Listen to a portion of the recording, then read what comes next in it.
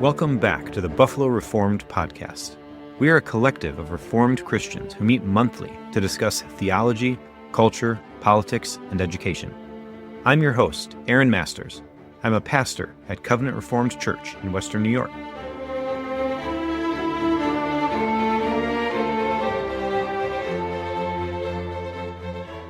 This podcast exists to connect and encourage like-minded brothers and sisters in Western New York as we work to see this region won for Christ. We encourage our listeners to seek this goal by being devoted to Christ, to their family, to their community, and to their local church.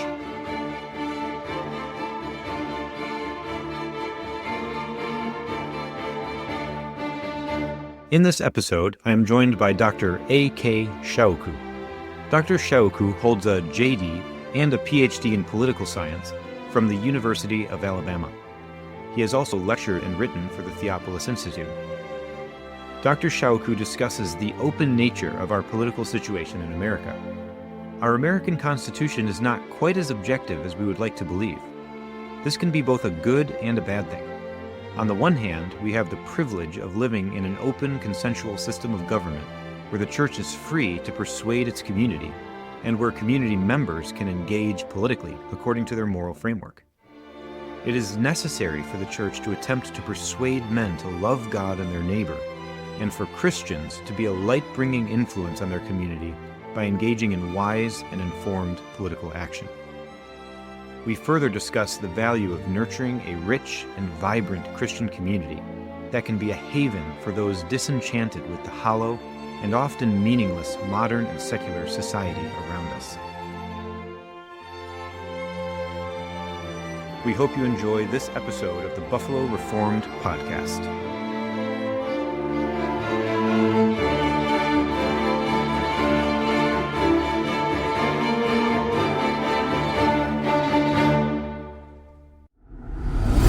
Welcome back to the Buffalo Reformed Podcast.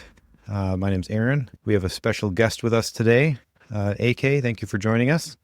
Thanks for having me. So, AK, do you mind just giving us a brief bio, your background, your training, how you came to be in Buffalo, like all the interesting stuff, just to set up for the listeners who you are? I am a PhD political scientist. I am also a lawyer by training. I have degrees in Korean language and culture, cryptology, philosophy, and economics. My role right now is I'm an assistant professor of government, planning, and philosophy at Buffalo State University. I'm also the associate director for ethics and policy at our Nano Center there. I'm also the coordinator of our pre-law program. I teach courses across our curriculum having to do with American government, public policy, administrative law, anything in our legal studies curriculum. So how long have you been teaching at Buff State? Well, it's been almost, it's been 6.5 years now. So I moved to Western New York from Alabama. I lived for the prior 14 years in Alabama. I spent a portion of that time teaching at the University of Alabama.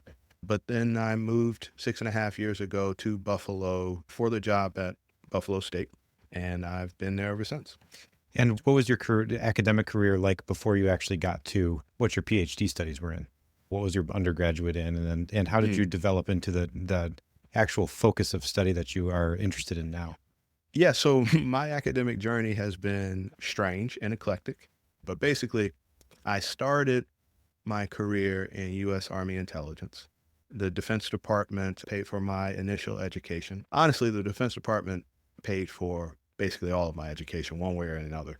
At first, because I went to Defense Department schools. I'm a graduate of the Defense Language Institute Foreign Language Center in Monterey, California, where I studied Korean language and culture. I then went to Texas, where we have a satellite campus of the Army Military Intelligence School, where I studied cryptology. After that, I served in the intelligence space, spending some tactical assignments, some strategic assignments. I spent most of my active duty time in Korea collecting intelligence on North Korea in service to the NSA. We have a major intelligence hub in East Asia called Field Station Korea.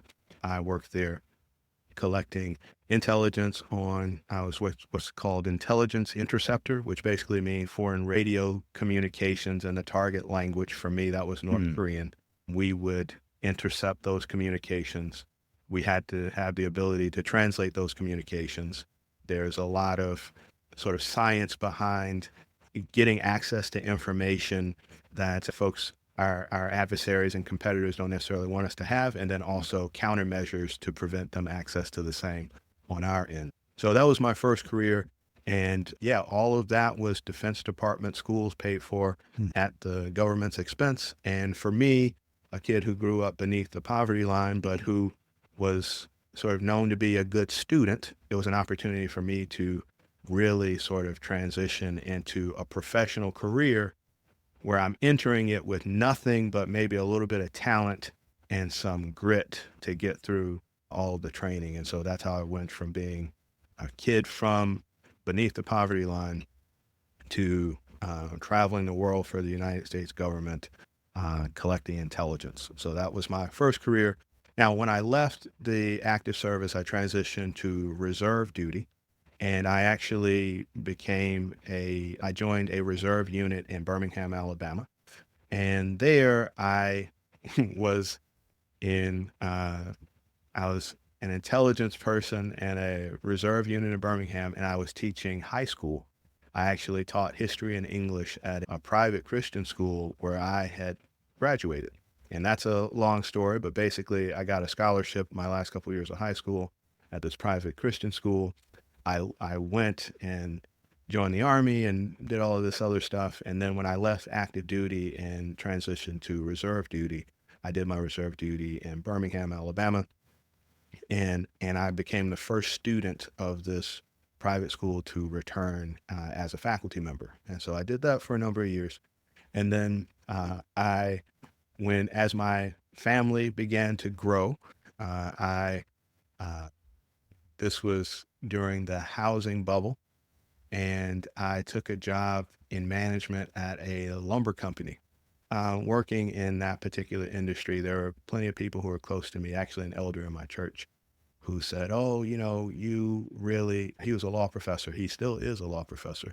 He told me I was not, these are my words, not his, but basically I was not self-actualizing because I wasn't using some of my talents in the industry in which I was working. And so he is actually, his name was David, Elder David, convinced me to go back to school. And I ended up going to the University of Alabama, and David convinced me to apply to the law school. But I also saw that the University of Alabama they had just started a joint JD PhD program where you could pursue a PhD in either political science or economics and a law degree concurrently. And I would basically, split my time between two very different parts of campus, very different types of nerds in the graduate school versus the law school. And they each thought I was crazy for doing the other thing. In the law school, they were like, wait a minute, you're working on a PhD? That's crazy. But over in the grad school, they would be like, you're working on a law degree? That's crazy. So wherever I went, people thought I was crazy. And at the beginning of each semester, I remember being so excited about what I was going to learn. But by the end of the semester, I always thought, maybe I am crazy. but then a new semester would start up, and I would look over all of my new syllabi, what I was going to learn, and I was excited again. Yes. And eventually I ran out of semesters. But that was, so I ended up doing all the coursework for my law degree and my PhD concurrently. Oh, by the way, I ended up doing the PhD in political science, but doing a lot of coursework in economics. And so that's sort of been, law, political science, economics is sort of my jam. But fast forward, I finished all the coursework from for law school, and I finished all the coursework for my PhD. And, but for the PhD, I still had a dissertation to do. Mm-hmm. And so I was done with law school. So I spent some time while I was still working on my dissertation working as a family court mediator, and having some really, it was a really formative experience. It was really educational. I had some real success in that setting. It is an emotionally heavy sort of thing to do all the time, to sort of sit across from people and help them work through what are often just tragic relational breakdowns. So I did that until I got my first teaching job. And then I actually got my first full-time faculty position still before I had finished my dissertation, which then very predictably delayed me for a while finishing. But then I just got sort of tired of being in that holding pattern, really buckled down and prioritized to finish my dissertation. And then I was working in a full-time temporary faculty position in Alabama when I met a SUNY recruiter at a conference in Atlanta. We got to talking about Buffalo State. We emailed back and forth for, I think, several months, and they eventually offered me a position, and I ended up moving to Buffalo and teaching at Buffalo State. So yeah, that's sort of been the journey, and I've found a great home. I'd been to Buffalo several times, over the years. I have some family in Buffalo, but I had never seen much of the city. I'd never really inhabited the city, the different spaces. And so I didn't have a super favorable impression of it when I moved up. I was moving up very much for the job, but I now have a much more thorough sense of Buffalo as a place, and a much deeper appreciation for it. And every time it snows heavily, I remind myself that we don't usually get tornadoes. That's right. That's right. Although I told myself we also don't get earthquakes, but a few years ago there was We did. an Yes. earthquake, and I said, That's right. I told my neighbors, I said, look, I was promised heavy snow, but basically nothing else. And yeah, I feel like this was misrepresented. Yes, that's right. The main theme for the discussion that we'd like your take on is, as a Christian community, as people who have an interest in the welfare of other people in our city, how should we think about engaging in the political sphere and in politics as an institution or a collective group of people that should be operating for the welfare of its citizens? How should we as Christians think about engaging politically or even using politics as a means of pursuing the welfare of the community? And is that even a proper way to look at it? I think the way Christians should be thinking about their place in the culture can be, I tend to think of it in a couple different buckets. One, I think the posture or spirit in which we engage the broader culture is important. I think our sort of general, the way we sort of frame the society as a whole and where we fit within it, I think is very important. And then I think on the sort of, so posture, orientation, frame, these have to do, again, from an institutional point of view, with our sort of shared understandings. What shared understanding do we bring to the undertaking? I think that's important. That's one category. I think also what should we be doing is a separate category. So when we're engaging the culture, I think it's important to do so in the right spirit.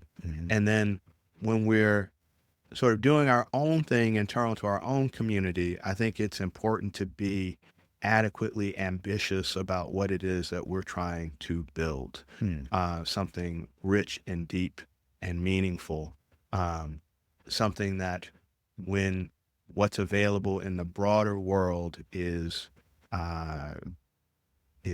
understood as weak and unsatisfying, that there's something really rich and deep and meaningful that's on offer, which requires us to be doing the work now internal to our own community, to make it a sort of destination for refugees from the sort of broader, less meaningful, less rich, less deep culture, right? So if the broader culture has a lot of problems, if it is lacking in substance, then the sort of house of faith needs to have its affairs in order and be building something rich and deep and attractive.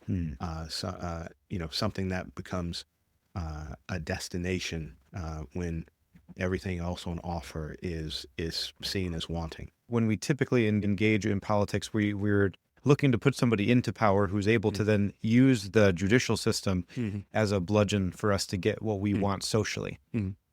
Yeah, I mean, I think it's worth pointing out that the battle over judges becomes so vitally important precisely because they are able to wield this sort of, quite awesome power within our system. In other words, they get to look into this often fairly vague document and determine what it means. And when they do so with a black robe on, we assume that they are applying technical expertise to derive an objectively knowable answer. And so often, for example, when conservatives talk about, oh, we need to get our judges on the court so that they can interpret the Constitution rightly, so that they can follow the Constitution. And I go, follow the Constitution?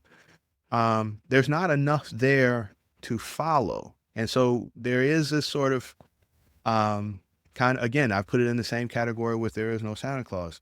The fact is, there are some provisions that are directly applicable, straightforward in their interpretation.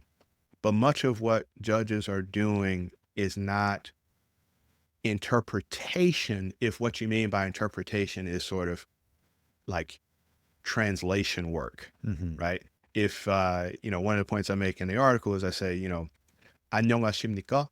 In Korean, very literally translates to like, are you in peace?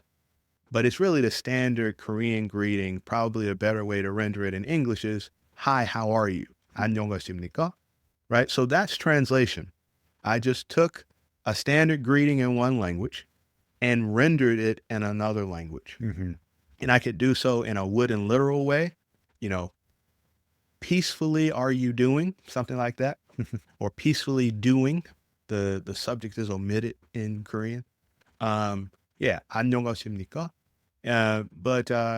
Or I could render it in a more, in a more natural way by finding an equivalent phrase in English. Okay, this is really the equivalent of the English, how are you, right? In both cases, it's not really a request for information, right? It's just a standard greeting. Right.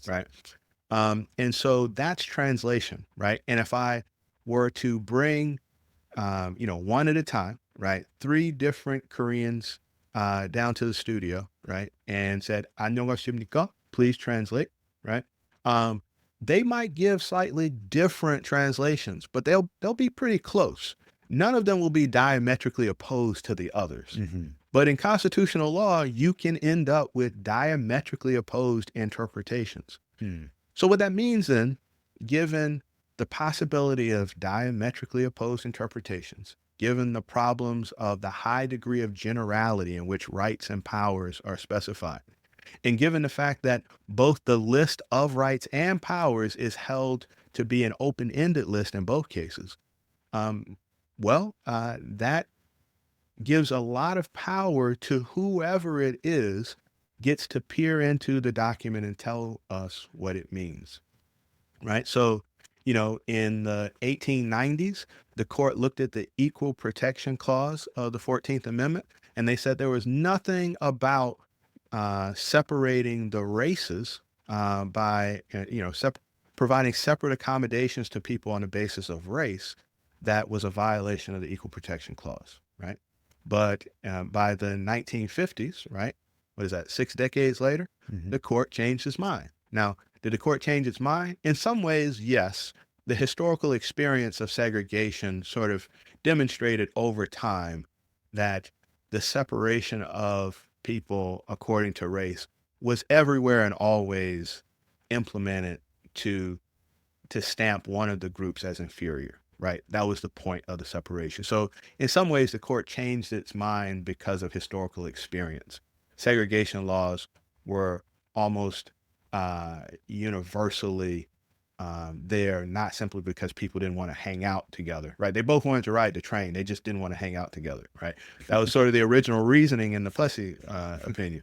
But over time, it became pretty clear that there was an attempt to relegate a group on the basis of their race to an inferior status. And one of the ways that that status was sort of reified was through the way you sort of gave symbolic meaning to that separate inferior status was by putting them over there. They don't get to inhabit our space.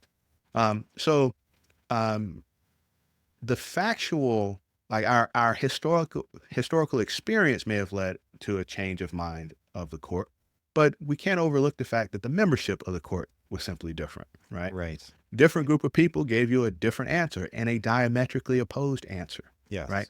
So the generality of the language, the open-ended nature of both rights and powers, and the susceptibility of different people and different courts at different times to give diametrically opposed answers. Yes.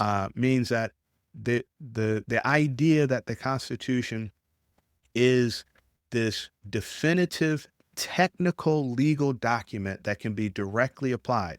It can sort of be worked out with anybody with adequate expertise, the way a mathematician might do a complex math problem. And maybe there's only a handful of people who are sufficiently skilled to ascertain the answer to engage in the appropriate order of operation to achieve the solution, but the solution is one objectively knowable. So anyone with the training can derive this answer. And that's how we tend to think of the members of the Supreme Court. And I suspect anyone who's followed closely the conversation up until this point, is sort of now calling that notion into question. The Constitution is not a math problem to be worked out. Right. It's actually sort of it articulates a basic structure and some of the operations of government, but much of that has been filled in over time by tradition. Right. Right. And then it articulates rights and powers that largely leave it to us to sort of fight about later and to work out for ourselves. And the mechanism by which we have chosen to determine these things is by reliance on a group of unelected, lifetime serving public officials that we refer to as judges or justices. And, fair enough, but let's be clear about what we're doing. Yes. Right? Like, yes. If that's what we're doing, then let's be clear that the reason we care so much about which judges go on the court is not because we want the judges to give us, to follow the Constitution.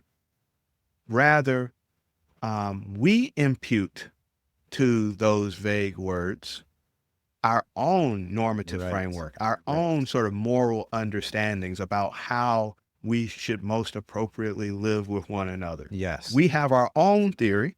Yes. And we would rather people at that node of decision who agree with us. Yes. That's what's happening. But I see this as a Christian person hearing you talk about that, and as somebody who cares not only about the culture being pushed towards righteousness, but also to get back to the original point, which is that we ought to care about the other people, and we ought to then empower other people to care about other people.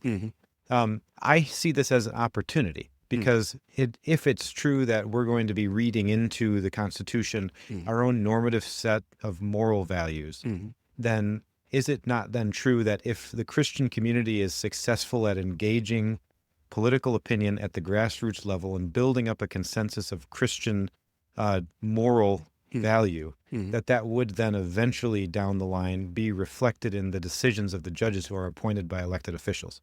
Sure.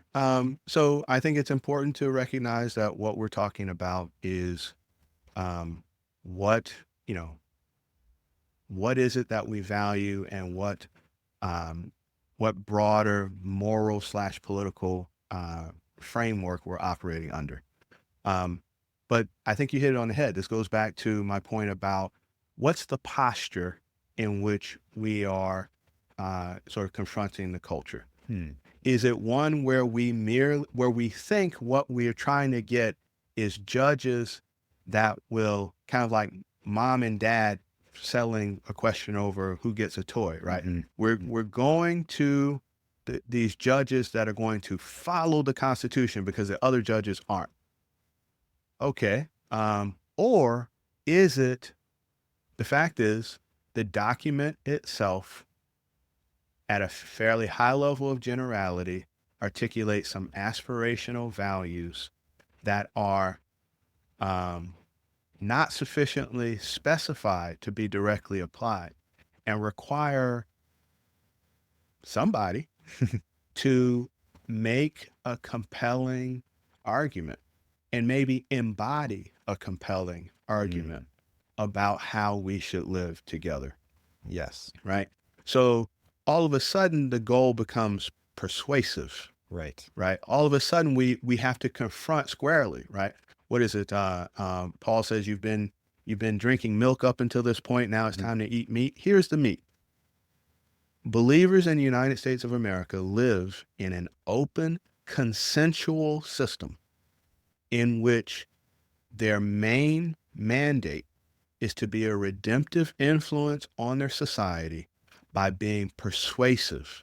Persuasive in what they say, sure. Persuasive in how they say it, sure.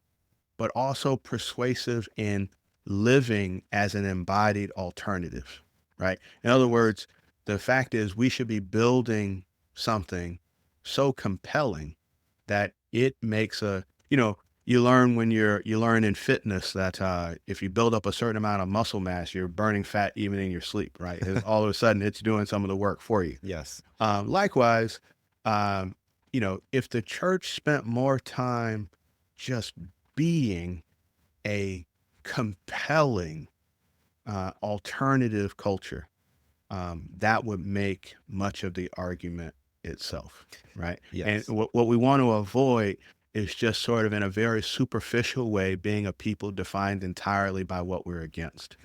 Yes, exactly. Yeah, so on the one hand, we do need to be engaging with public affairs and be able to identify things that are morally right and wrong. And that's true. And we can be the prophetic voice in the culture. But on the other hand, we need to be building something of substance that's going to actually, in a real way, influence the society. And let me be clear, because this is often a misconception. I am not suggesting that we should not be concerned with the content of the laws, right? Yes. The content of the laws have implications for the patterns of life that we can sort of operate in. But the content of the law also has hortatory effects, meaning people often look to the law for a sense of what is appropriate. Yeah. So when things are outlawed, when things are prohibited by the law, over time, we develop a sense that that's a bad thing, right? I would argue that a lot of the ways that, when I look at the history of marijuana policy, I'm just giving a random example. There are very specific political reasons why it was scheduled as a Schedule I drug. It probably should not have ever been Schedule I. It was tentatively so scheduled, and then only later was it up for a declassification, but for political reasons it remained classified as Schedule I, and that's a whole thing in itself. Right. But think about what that leads to, right? All of a sudden, you've got federal officials in some cases breaking down doors, terrifying children, shooting the dog. And what were they there for? well, this is a Schedule 1 substance that's being, right, Yes. and it's like, okay, what's the comparative harm here? Right. So, that's a rabbit trail. But my point is simply this. By the way, I'm not saying go out and smoke marijuana. Please don't. And if you do, I didn't tell you to do it. My point is one of comparative harm, not necessarily saying I Yes. advocate for this thing. Because it's law, then people are going to look Right. at this as a wrong thing. Yeah. And not even question whether we should break down the door of your domicile, Right. traumatize your children, shoot your dog, and then haul you away for any number of years. And, Yeah. right. We're no longer even counting that harm, because in our minds, this is a Schedule 1 substance, Right. right? And something must be done. Yeah. Right. So yeah, all of a sudden when things are prohibited, it does develop over time, a sense of, oh, that's bad. Right. And then when things are permitted, we do kind of assume that which is permitted by the law is, at least okay. Right. Right. And so because law has a hortatory effect, part of our redemptive influence is participating as citizens in this sort of deliberative effort to fashion laws that are health inducing for our society, right? Yes, We have a duty to participate. Right? If God had placed us in exile in Babylon, right, we would have a duty to be the people of God in Babylon. And if we were drafted like Daniel into the imperial service, right, then that would be Yes. the way we could, bring the influence, Yes. of the kingdom into that setting. Yeah. But that's not the setting in which we operate. We operate in a setting which is open Right. to our persuasive influence. But so often, we're just mad that we don't have all the power. And so the posture that we engage with is often a resentful one, Right. right? We spend all our time trying to own our ideological opponents, as opposed to persuade our neighbor that this is good for you. Yeah. And as a good presuppositional person, so like I assume that the Christian truth is good. Mm-hmm. And if a law is passed that is in line with God's law, Mm-hmm. then it would stand to reason that that would be for the benefit of society. Mm-hmm. But if I cannot articulate that Right. to someone as to why that would be good for them to do, Mm-hmm. then why would they want to implement that? Mm-hmm. Yeah, we operate in a system where we affirm the dignity and co-equality, and here's the important one, agency Yeah. of humans by requiring that they develop consensus and then act on the basis of consensus. That's a step up from Babylon, Yes, that's right. right? That's right. And yet I so often hear a sort of sulky, even petulant spirit from believers in our culture, because they're sort of mad at pagans for being pagans. Right. You know what I mean? Yes. Instead of recognizing that, right, like, I love the phrase, there but for the grace of God go I, Amen. right? If you recognize that somewhere you had your sort of road to Damascus experience, Yep. where God arrested you, got your attention, renewed your mind, Yes. right? And now you see things so much differently, Yes. and it shapes how you live. Well, your neighbor hasn't had that, right? Right. Right? Maybe hasn't had that yet. And because they too have agency, they need reasons to do it the way you want to do it. Exactly. We want to make them. Yes. And maybe this could get to the next question, which is, what role then for the Christian does the liturgy, from your perspective, play in our political engagement? And what I mean by that is, if a person hasn't had that Damascus Road experience, then I would argue that our primary role as Christian people is to try and lead them to that Damascus Road experience. Mm-hmm. I'm not saying that we're going to be taking the place of the Holy Spirit, because obviously, Mm-hmm. as good Calvinists, we would believe that the Holy Spirit moves when and where and how he pleases. However, he uses means, Mm-hmm. and we as the means, given the ministry of reconciliation with the people that are at enmity with God, Mm-hmm. is it not then our primary responsibility to our neighbor to lead them to that position where they are at peace with God, where they have that Damascus Road experience? They're confronted with the gospel. Mm-hmm. They're worshiping God rightly on a weekly basis in the liturgy with that Christian community. Mm-hmm. And then that's what's going to turn into a transformed society. Anyone who's trained in sports, for me, it was my experience in the military. One of the things you learn is that the patterns that you are subjected to shape you. Yeah. The patterns that you're subjected to shape you. The rites, rites, and symbols that you are given to, they shape you. And it's not as though you don't have ritualistic experience. But like C.S. Lewis said about philosophy, it's not like those who don't study philosophy don't have a philosophy. Those who don't study philosophy just end up with a bad philosophy. They haven't been trained to think well, so they'll just think poorly. They're not going to not think. Yes. Right. Yes. And likewise, those who are not, if we only eat food that is immediately appealing to us and not thinking very seriously about what's good for us, and then attempting to sort of cultivate our taste and align with what is health inducing, right? So you might not like everything that's good for you, but find some things that are good for you that you can, with some effort perhaps, like, right? Yes. In other words, in a fallen world, we don't always find that what is most good for us is most pleasant to us. Effort, some intentionality. And so anybody who's ever operated in competitive sport, organized sport, knows this. Mm-hmm. I know this certainly from my time in the military.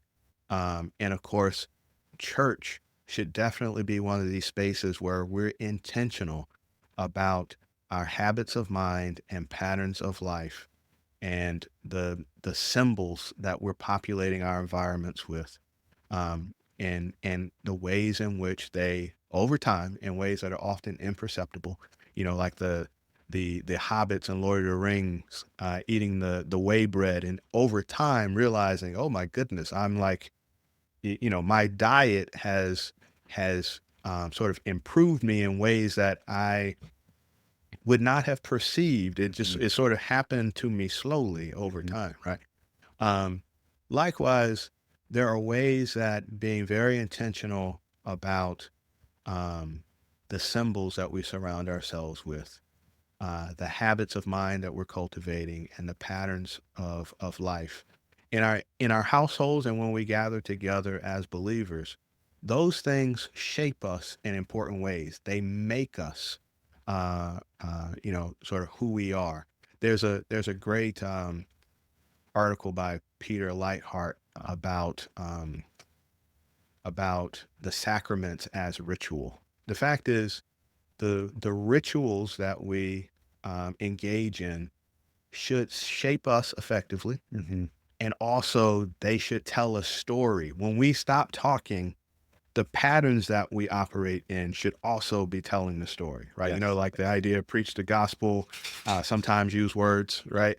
Our liturgy, right? Our the practices of our households, of our week to week life, of the ways that we move in the specific context of a church setting, in all the ways in which we organize our lives together, should embody a message.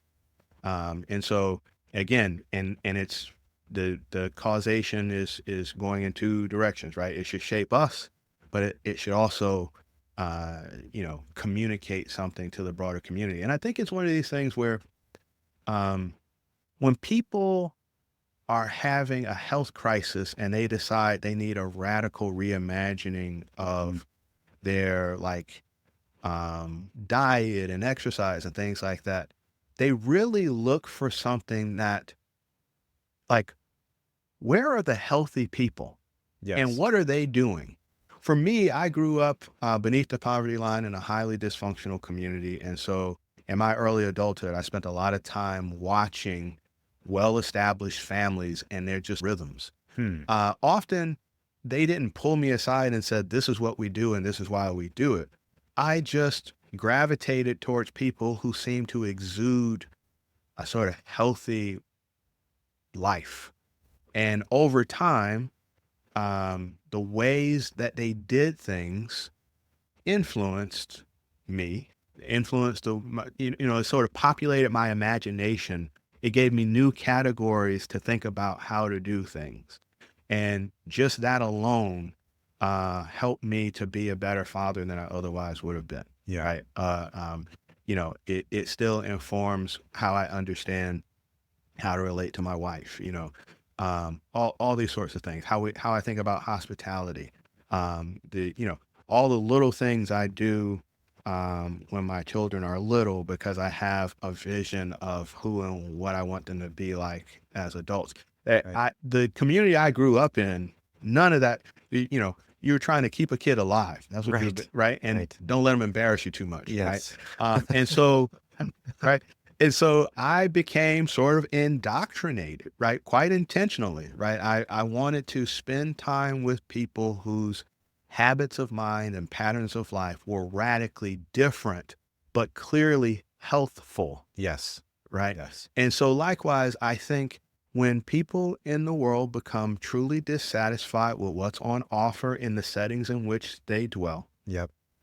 they will look around them for what appears to be rich and deep and meaningful and healthy. And that ought to clearly be us.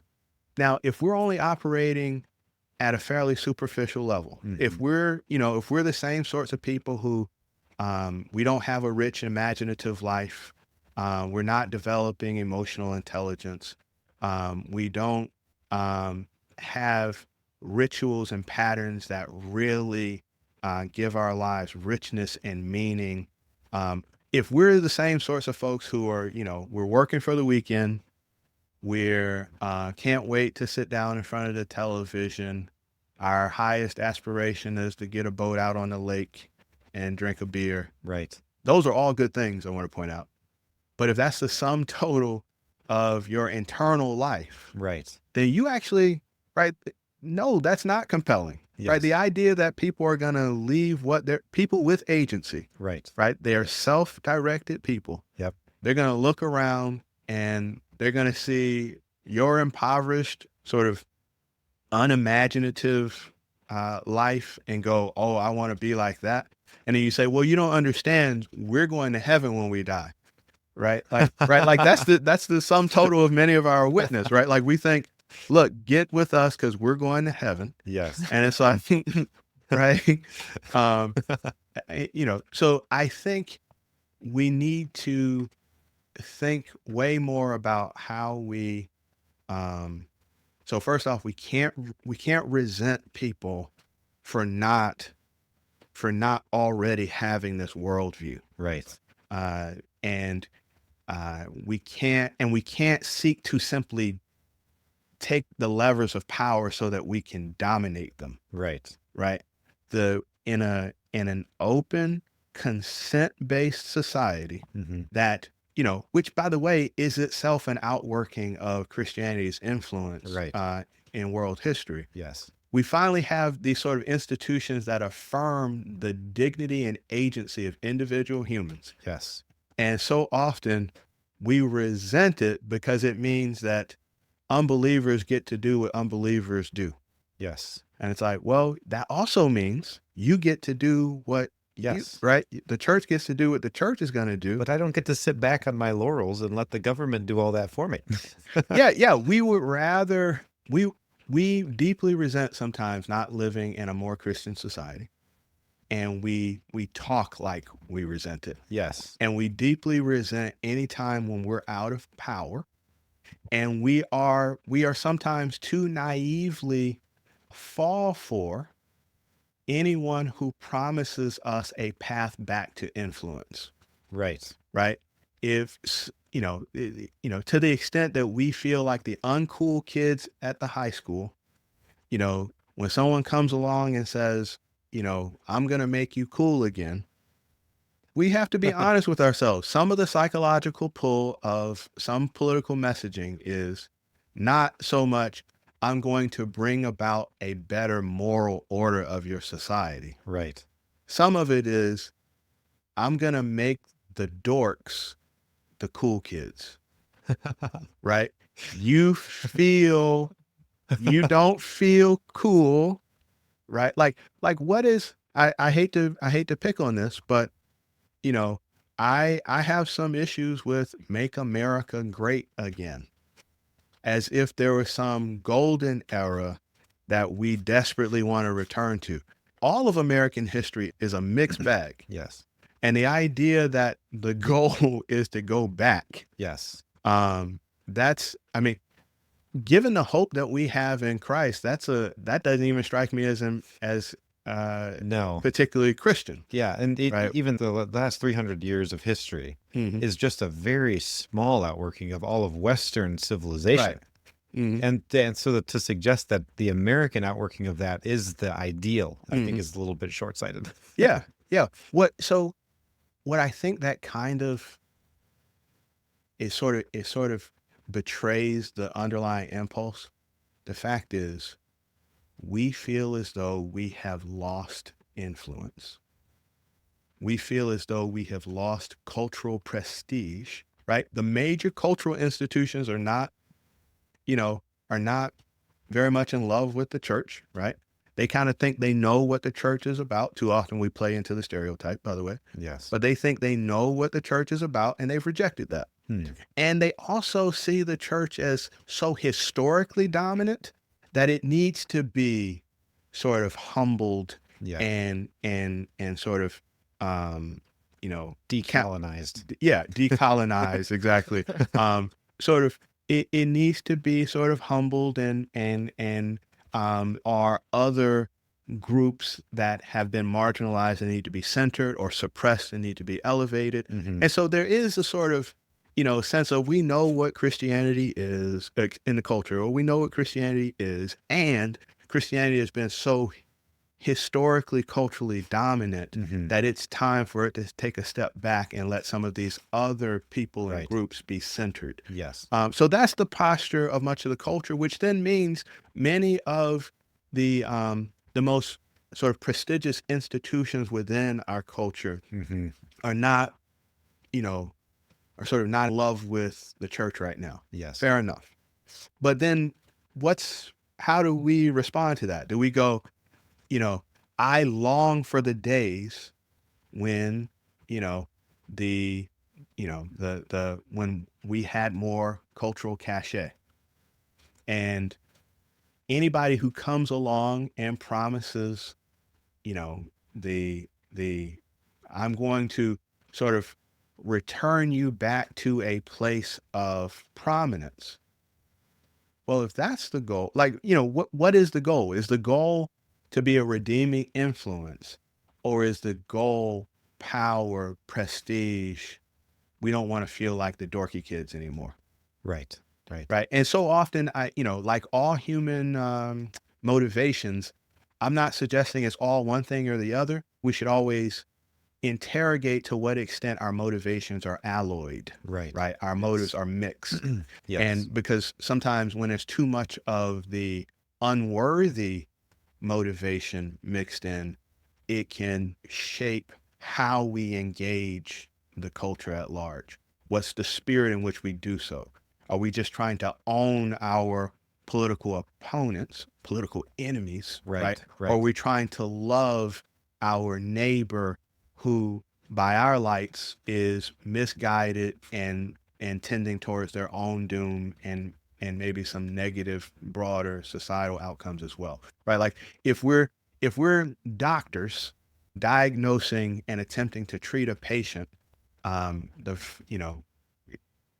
that's a different posture than we are. And by the way, even doctors have to recognize the agency of their patients. That's right. Right. That's different than if we are simply people who are resentful that we're not as cool as we used to be, Mm-hmm. and Some people said some snarky things about us on the internet, and we need to put them in their place, right? Like I'm sorry, that's a less worthy impulse. And sometimes a politician I won't name, I criticized him to a friend, and he said, well, we know he's not a choir boy. We don't want a choir boy. We want a champion. And I thought, oh, so it's about power. Right. You don't actually care Yes. how you get there. You just want to be on top. Right. A farther sighted perspective would recognize that there are some short-term victories we could win at the expense of the broader witness. Yes. Yes. And I think Doug Wilson describes that as reformation rather than revolution. Mm-hmm. Because a revolutionary is looking for change now, Mm-hmm. whereas somebody who's looking for reformation is playing the long game, Mm-hmm. and they're okay with those long-term gains rather than the short-term ones at the expense of the long-term ones often. So if you had to boil all this down for me practically as we kind of close this out here, what would you say my focus should be as a Christian? So like I'm somebody I'm politically engaged. I care about what's happening in my local community. I care about what's happening federally. I care about my nation and my community, and I'm interested in there being a righteousness that is established in the land for the betterment of me and my neighbor. But I'm also a devoted Christian who recognizes that the true worship of God is really the ultimate thing here. So what would your recommendation be for somebody like me in terms of how I should be thinking about going about this political engagement idea that we've been discussing? Well, specifically with political engagement, right? So prior to political engagement, I would say the church should be the church, Yeah. right? And focus on building a culture within the culture that is helpful for those who are within it and attractive to those outside of it who become disaffected by what's otherwise on offer, be an embodied alternative, right? So I would say the church should be the church. Stop worrying about how much cultural prestige they have, and don't be so smitten with people who promise to return the church as such to cultural prominence. Yes. Right? So I would say that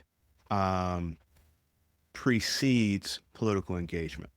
However, the fact is the church in the United States is blessed to live in a context where our institutions affirm the dignity and agency of each person. Amen. Not perfectly, but it's a system oriented towards governance by consent. Yes.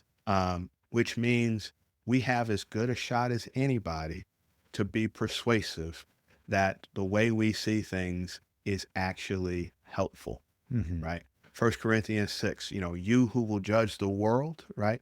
Can you not judge these petty matters, right? And of course, in that context, the question is, should Christians take other Christians to court, right? But the whole point there is, to what extent should the church be such a mature group of people? Right. And maybe not every individual, but at an institutional level, Yes. there should be a lot of wisdom, which has a lot to do with who ends up in leadership within the church. Right. But the goal of the church institutionally should be to build real wisdom and compassion. Both those things together, not one in isolation. In the sort of rank and file members, right? So the church should be the church. Now, because we are nested in a consensual political order, in a providence of God, Yes. and we are surrounded by unbelievers, I would say also in the providence of God, Yes. right? That's a mission field. That's right. Then we ought to engage in the deliberative effort of shaping policy in ways that are health-inducing, as citizens, as co-equal citizens, not as sort of conquistadors who are going to sort of, I think C.S. Lewis said, they who torment you for your own good will do so without end and without mercy. That's right. For they do so with the approval of their own conscience. That's right. Yes. Right. So, we shouldn't be these people who are like, I'm going to dominate you, but it's good for you. Rather, we should recognize that in the providence of God, we live in a consensual political order where if we're inclined to use it, we can have considerable influence. It requires us to cultivate a general persuasiveness. Yes. But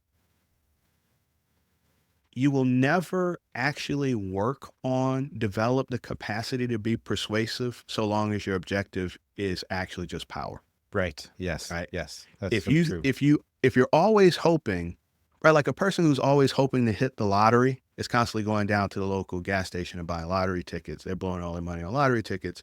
They're not actually spending a lot of time, developing their career. Yes. Right. Yeah. Right. Like they want a shortcut. And so likewise, folks who are really, when it comes down to it, just hoping that the levers of power are going to make themselves available to them are not developing the capacity to persuade. But a classic example, I don't know how much time we have, but a classic example is I tell my students all the time in my public policy class that Walmart, Amazon.com is just as much of a bureaucracy as your local DMV. They're both bureaucracies. They both are a human response to complexity. They're both an attempt to take a complex task, utilizing a bunch of different people in service to a bunch of different people over a long time horizon, render it in a consistent and fair and efficient way, right? So we do compartmentalization of responsibility, hierarchy, rule-bound administration. So we have standard operating procedures for everything. Every corporate structure like that is like that, whether it's in the public sector or the private sector. What's the difference? When you go down to the DMV, they have a monopoly. They're not actually worried. They are the ones who license you to drive. Right. Yes. You're going to come to them regardless. And it's not that they don't care about you, but they don't have to worry about losing your business. So nobody in charge is up nights trying to think about how to streamline the user experience because they're afraid you're going to go elsewhere. Right. Right. On the other hand, private bureaucracies Yes. operating in a competitive landscape, right? Your Walmarts, your Amazon.com, your Target, right? They know that if they don't figure out how to anticipate and serve the needs and preferences of their consumers, they will lose their consumers to their competitor. And so they're constantly developing new ways to anticipate and cater to the needs and Now, obviously, the church in our society, we're not Walmart, we're not Target, we're not simply trying to cater to the preferences of the people around us. There are needs of our neighbors that extend beyond their mere preferences. Yes. Right. So, but the point is the same. Yes. To the extent that we have or aspire to mere power, we will never develop the capacity to persuade. Yes. If we're in touch with the needs of our neighbors, then we will have to naturally think about how to communicate truth to them in a way that actually shows them the relevancy of the answer the church has to offer to their need. So in that sense, we are, but that's not us looking. So are we Walmart or the DMV? Right. So we're Walmart. We have to be, because if we're not actually demonstrating the relevancy, then we're not being persuasive. And then we're going to lose the consensus, or we have already done that. Yeah. And I think there's another way to fall off. You asked about liturgy earlier. I am of a high church liturgical orientation, right? I think I'm very, sort of ecumenical. I affirm, sort of a broad range of Christian practice and understanding. But I truly believe that a careful intentionality about the very specific ritualistic way that we approach God in community is very important. And yeah, it's just something we need to spend a lot of time thinking about how to do well. Yes. Right. So that's where I'm coming from. Now, I think there's a way to sort of, to extend the analogy, to be Walmart that says, let's make everything the lowest common denominator. Let's turn churches into, concert halls. Nothing wrong with concerts. Let's turn churches into Starbucks. Nothing wrong with Starbucks. Mm-hmm. But if the idea is to simply, in the most superficial way possible, make the church accessible and relevant, I think there are ways to get that wrong. Yes. I do think when people are looking for the good, they often are looking for something pretty radically different from their current experience, right? You see a lot of folks in Hollywood that become Buddhists, right? Why? Right? Because they're trying to, in their imagination, right? They're trying to conceive of a radically different and potentially more satisfying way of living. And so they think of something truly exotic from their experience. And unfortunately, too many Americans think they know what Christianity is. Right. And again, too often Christians play into the stereotype. Exactly. Right. But my point is, there are ways we should be thinking about how to meet our neighbors where they are, but there are also ways in which we should be unapologetically different. And it requires judgment and the cultivation of judgment to figure out which is which. Yeah. Right. And so, so we should participate as citizens in the making of the laws, and we should engage with our neighbors directly in ways that are persuasive. And beyond that, we should be the church. And it matters entirely the sort of spirit in which we do that. Ones in which we are thankful to God that we live in an open, consensual political order where we are free to be who we are, and we are free to persuade others to join us if they will. Amen. And we have the opportunity to persuade as many of them as possible, even who don't believe what we believe, that some of the ways that we want to live collectively are simply good, whether they believe, in our God or not. Yes. And I think that's vitally important. Yes. And so, those are the things I would say. Well, thank you very much for taking the time to explain all this to us. We do really appreciate it. So if, barring giving New York State more of my tuition money, how can people follow your work if I'm not going to take classes at Buff State? Where are you writing or doing work people can follow? Well, I publish in places that no person would probably read unless they're having trouble sleeping. But I am developing more of a habit these days of being active on my blog. That's at my website, akshauku.com, akshauku.com. And the article you just referenced on indeterminacy of constitutional rights and powers is one of the more recent things that I've posted there. There'll be other things in that sort of series. I'm constantly teaching about things and encountering questions and conceptions and misconceptions in students, and sometimes that inspires me to sort of write for a more general audience. And I'm trying very hard these days to make sure that I'm communicating in ways that are sort of generally accessible. And so, so some of what I'm doing can be found in that particular setting. Yeah, I invite folks to check it out. Yeah, I'll have it linked in the show notes today. So sounds great. Thank you very much. Absolutely.